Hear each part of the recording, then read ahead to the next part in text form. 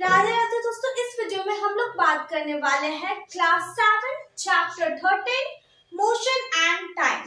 ठीक है, तो इसमें हम लोग का जो टॉपिक होगा वो होगा मेजरमेंट ऑफ टाइम।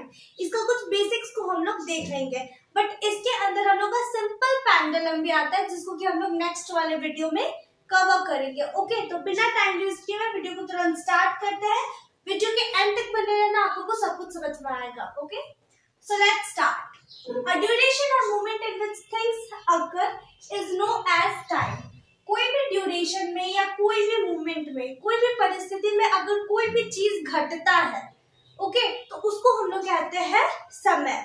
उस मूवमेंट को, उस ड्यूरेशन का नाम है समय। ओके, ठीक है। तो जैसे कि हम लोग एक एग्जांपल से समझते हैं, अगर हम लोग के साथ कल कुछ हुआ होता है तो हम लोग बोलते हैं कि कल के समय में हम लोग के साथ ऐसा हुआ। ठीक है, अगर हम लोग के साथ कुछ आगे होना रहेगा तो हम लोग एज्यूम करके बोलेंगे कि कल के समय में वो चीज होगा। तो जो मूवमेंट में कोई भी चीज अकर होता है, कोई भी चीज घटता है, उसको हम लोग कहते हैं टाइम, समय। Okay, with the help of clocks and watches we generally measure time.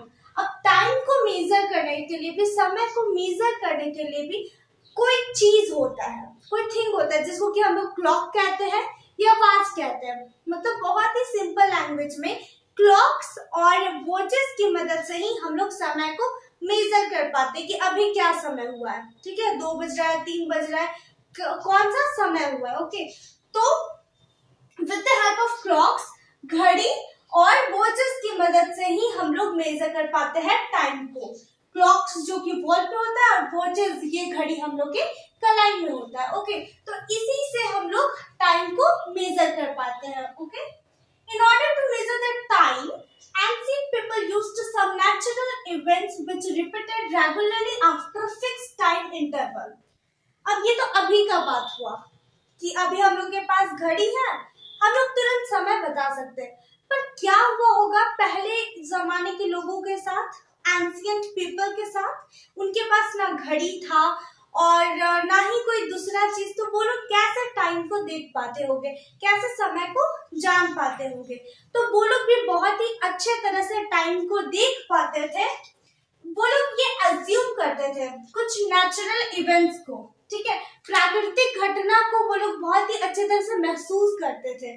ठीक है, वो लोग ये रिपीटेड एक्टिविटी को वो लोग देखते थे।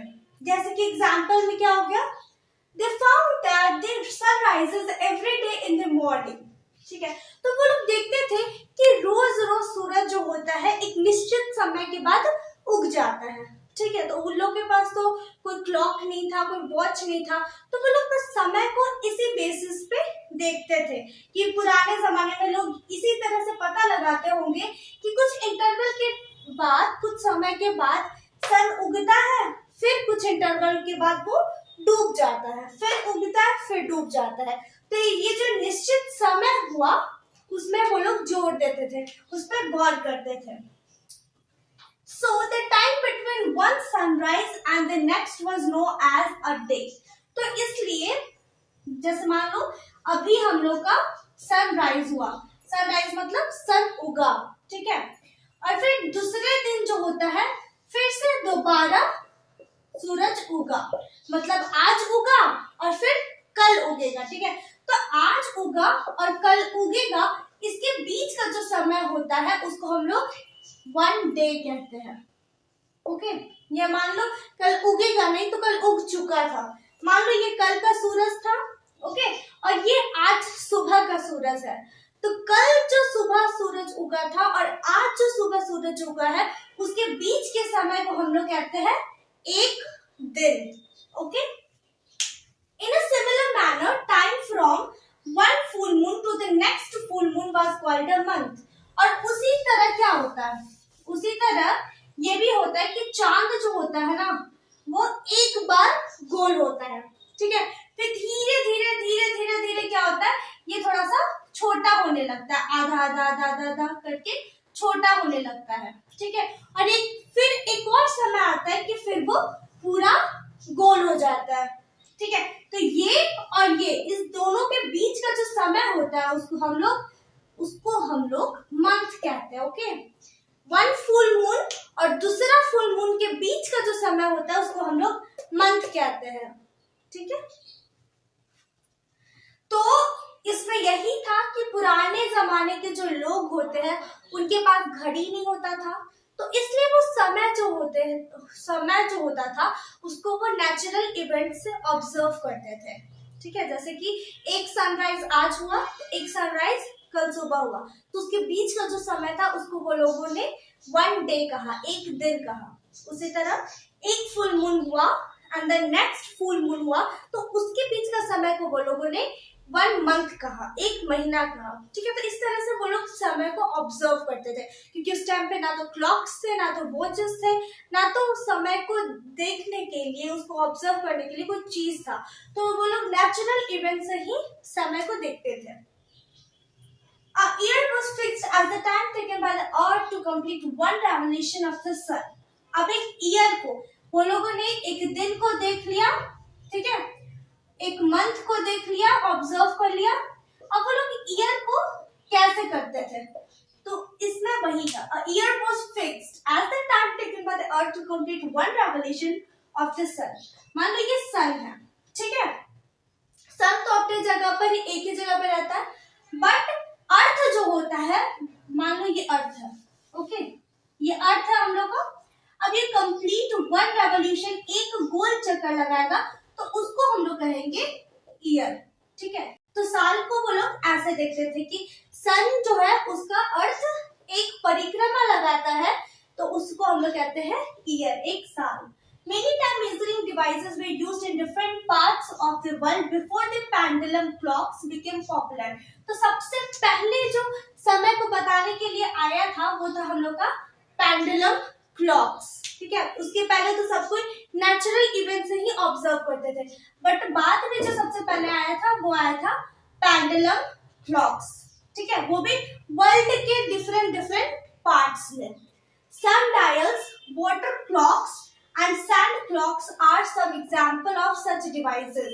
और कुछ डिवाइसेस के नाम यहाँ पर है sundials. Sundials का मतलब होता है कि सूरज का जो शैडो होता है, उसका जो छाया होता है, उससे समय का पता लगाना। ओके, उसको हम लोग कहते हैं sundials.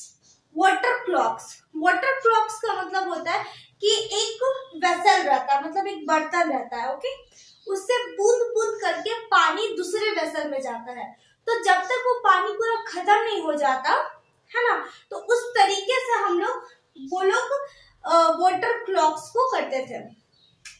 इसको बहुत ही इजी वे में समझते हैं कि एक वेसल है हम लोग का, ठीक है, एक बर्तन है और दूसरा बर्तन है, तो इस बर्तन से इसमें जो होता है वो पानी बूंद बूंद करके एक बूंद करके गिर रहा है, तो इस तरह से जब तक ये वेसल पूरा खत्म नहीं हो जाता था, ठीक है, तो इस तरह से भी वो लोग समय का पता लगाते थे कि अब ये वेसल खत्म हो गया, मतलब 4 घंटा हो गया। फिर से ये वेसल में पानी डाला जाता था, फिर से ये इसमें गिरता था, तो फिर से जब ये पूरा खत्म हो जाता था तो सोचते होंगे कि 4 घंटा हो गया या कुछ समय हो गया है। ओके, तो एक वेसल से दूसरे वेसल में जब पानी पूरा कंप्लीट हो जाता है, पूरा गिर जाता है, तो उस तरह के टाइमिंग को देखने के प्रोसेस को हम लोग वाटर क्लॉक्स कहते हैं। थर्ड हम लोग का सैंड क्लॉक्स। इसी तरह से जैसे पानी गिरा वैसे ही आप लोग बालू को भी देखते हो कि एक वेसल से दूसरे वेसल में गिरता है, आप लोग फिगर में भी देख सकते हो। तो एक वेसल से जब वो दूसरे वेसल में कंप्लीटली गिर जाता है तो उसको हम लोग कहते हैं सैंड क्लॉक्स। तो इस तरह से बहुत सारा हम लोग का न्यू आया। अभी तो कोई प्रॉब्लम ही नहीं है टाइम देखने में, बट पुराने जमाने के लोग नेचुरल इवेंट्स का यूज करते थे समय को देखने के लिए। ओके, उसमें भी सबसे ज्यादा जो पॉपुलर है हम लोग का वो है सन डायल्स, मतलब कि सन का शैडो देखकर, उसका छाया देखकर समय का पता लगाना। ओके, तो इस तरह से हम लोग का ये मेजरमेंट ऑफ टाइम का कुछ बेसिक्स था। ओके, तो इसमें ज्यादा कुछ नहीं, कैसे पता लगाते थे। अब तो जनरली बहुत ही ज्यादा अच्छे से हो गया है, अब तो सारे लोगों को समय देखने में कोई दिक्कत नहीं होता। तो इसमें यही चीज था, सन जब एक राइज करता है और दूसरा जब सनराइज करता है तो उसके बीच के समय को हम लोग दिन कहते हैं। ओके, एक जब फुल मून होता है एंड देन दोबारा फुल मून होता है, तो उसके बीच का जो समय होता है उसको हम लोग कहते हैं मंथ। और ईयर किसको कहते हैं? तो एक सन है जो कि अपने जगह पर निश्चित है, वो बैठा हुआ। अब वो अर्थ जो होता है उसका जब कंप्लीट एक रेवोल्यूशन लगाता है, एक गोल चक्कर लगाता है, तो उसको हम लोग कहते हैं ईयर। तो इस तरह से वो लोग देखते थे। इसमें इतना ही था। अगर आप लोग को नोट्स बनाना है आप लोग बना लो। And thanks for watching, bye, take care.